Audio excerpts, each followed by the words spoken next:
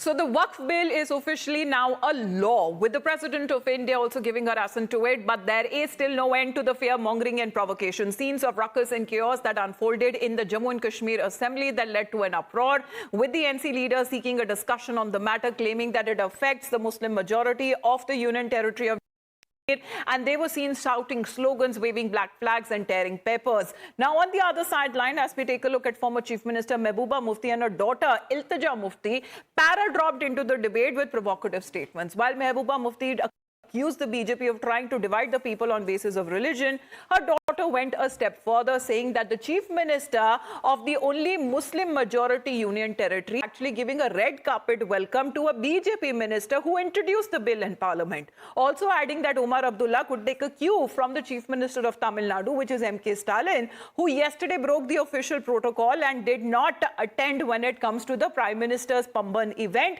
where he inaugurated the bridge in Rameshwaram. Here's what has happened in the Assembly today with the uproar and the chaos that unfolded.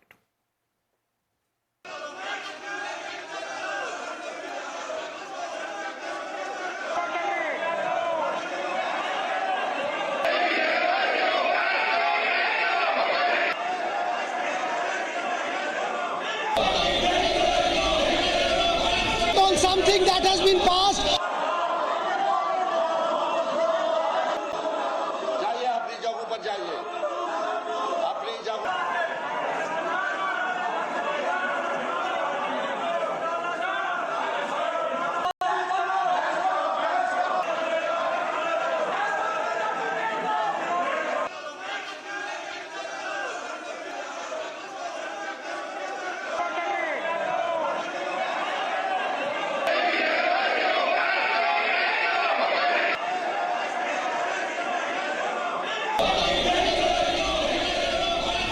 Something that has been passed.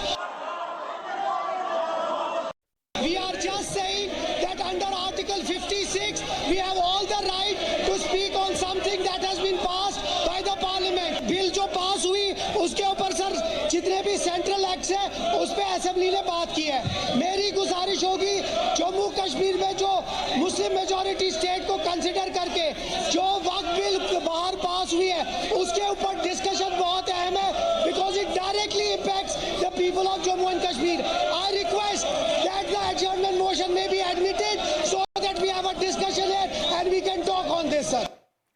Mohit, Sabyasachi, Yavar and Harish, all of them joining us live right now. Good afternoon to all of you. Yavar, what is the messaging that is going across over here? Because we have seen on the other opposition rule states where resolutions are taken up asking for a withdrawal and the bill not to be tabled in Parliament. Now that it has already been passed and it has also turned into a law, exactly what is the lawmakers there in the Jammu and Kashmir Assembly trying to put out a message and a picture?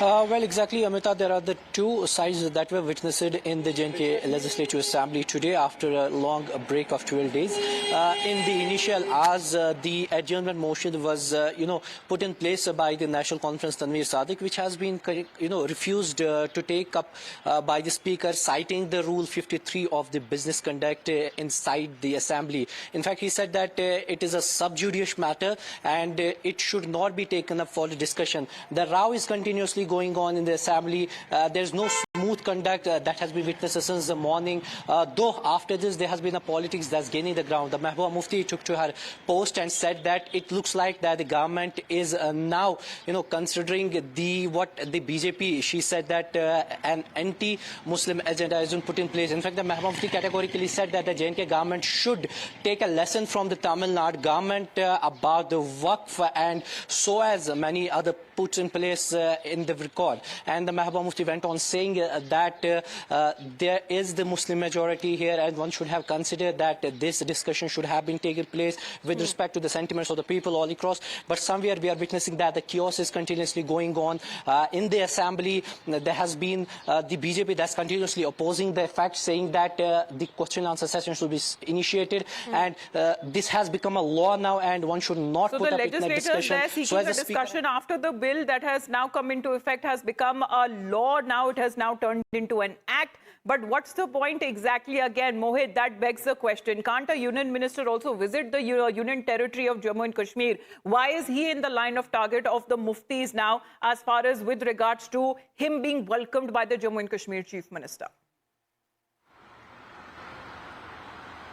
Well, we see, Amita, that the politics is being played on this particular issue, and we have seen how Kiran Rijiju has put out pictures with Omar Abdullah, and he was taking a stroll in the Tulip Garden. But we see massive politics on this particular issue, and in the larger perspective, we have seen that how the opposition parties, they are still kind of fear-mongering. They are coming out and they are saying that Waqf Amendment is against the minorities, it is against the Muslims.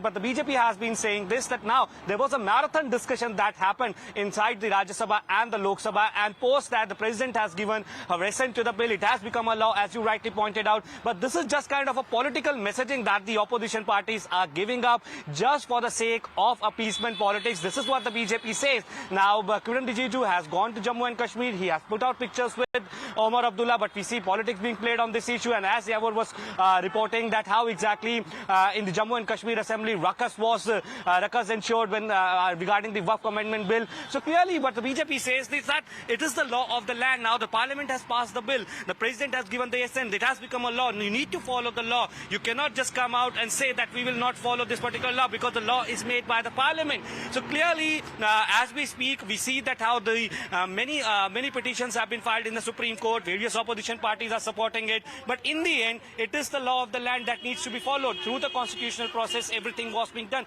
Debate, discussion with the opposition parties also spoke. The voting happened. It went to the president, and it got the assent of the president. So clearly, the BJP says that this matter should be closed because it has become the law, and everybody have to accept that. But then we see that still, for the sake of appeasement politics, for the sake of, in a way, fear-mongering Muslim for their vote, we see politics being played on this particular issue. Now the matter has gone to the court, and BJP also says that the law has been made by the parliament, and these people who have gone to the courts, it's their right to go to the court. But fear-mongering, creating ruckus is something BJP says which is anti-constitutional. Back to you. Right, that's the point there. Sabya, as far as the fear-mongering, the provocation and the agenda, that seems to be clear, not just of the opposition parties, but the opposition ruled states and certain Muslim organizations as well, who have said that they will continue with their resistance on roads.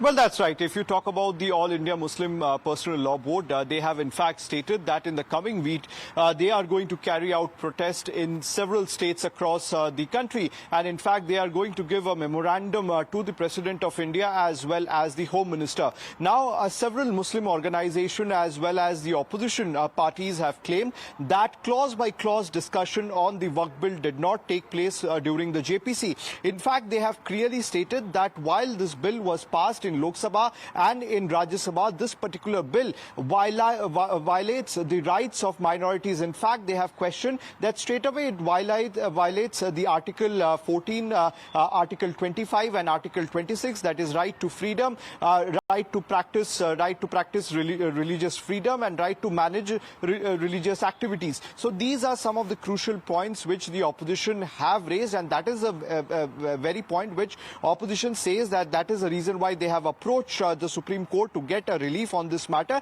As far as the Muslim organization is concerned, they have very categorically said that in the coming week, they are going to carry out protests in different states of the country and continue to raise their voice against the Waqf Bill, as they feel that certain restrictions which has been imposed on them by bringing in certain amendments, these restrictions are not there in other religious practices. So that is another important question which these opposition parties and the Muslim organizations are raising. All right. As far as when we have seen the resistance and when it comes to the protest that has now been led in the assemblies as well, that have been witnessed both before the taking up and the tabling of the said bill, and now after that it has turned and converted into an act as assemblies ruled by the opposition parties have laid bare as far as where their protest is concerned on the respective floor of the houses or in their assemblies is concerned.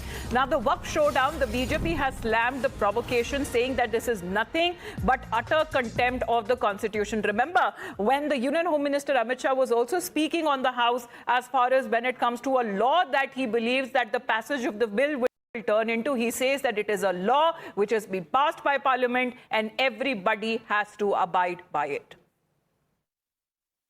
Once the Waqf law has been passed after due process which is constitutionally established, but those state governments which are opposing, whether it is Tamil Nadu government or the Jammu Kashmir government, it clearly shows that they are having utter contempt for constitution, because as per constitution no state government can oppose any law passed by the Parliament of India.